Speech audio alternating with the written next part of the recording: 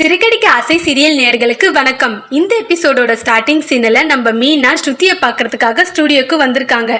நம்ம ஸ்ருதியும் மீனாவை கண்டுக்காம வெளியே போய் நிக்க நம்ம மீனாவும் ஸ்ருதி கிட்ட போய் அழறாங்க. அதுக்கு நம்ம ஸ்ருதியும் மீனா ஏன் இப்ப அழறீங்கன்னு கேட்க, ஏன் ஸ்ருதி நீங்க வீட்டுக்கு வர மாட்டீங்க, இன்னும் எத்தனை நாளைக்கு நீங்களும் ரவியும் வீட்டுக்கு வராம இருப்பீங்கன்னு கேக்குறாங்க.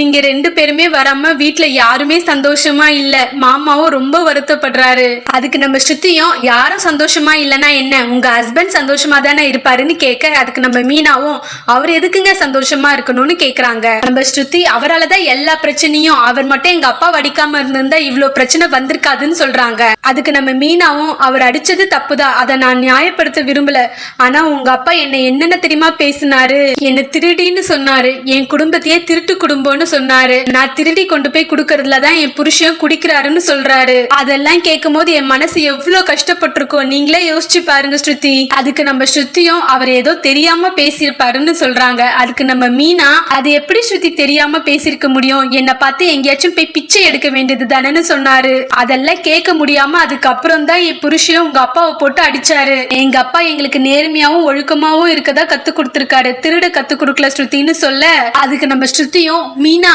உங்களை பத்தி எனக்கு தெரியாதா, நீங்க ஏன் உங்களை பத்தி இவ்வளவு எக்ஸ்பிளனேஷன் கொடுக்குறீங்கன்னு கேட்க, என் புருஷன் ஏன் அப்படி பண்ணாருன்றதுக்காக தான் நான் இதெல்லாம் சொல்றேன் ஸ்ருதி, என்ன பத்தி சொல்லும் போது அவர் எப்படி சும்மா பாத்துக்கிட்டு இருப்பாரு, இப்ப நீங்க வீட்டுக்கு வரல, உங்களுக்கு சப்போர்ட் பண்ணி தானே ரவியும் வீட்டுக்கு வராம இருக்கிறாரு, அதே மாதிரிதான் என் புருஷனும் எனக்காக வந்து நின்னாருன்னு சொல்றாங்க.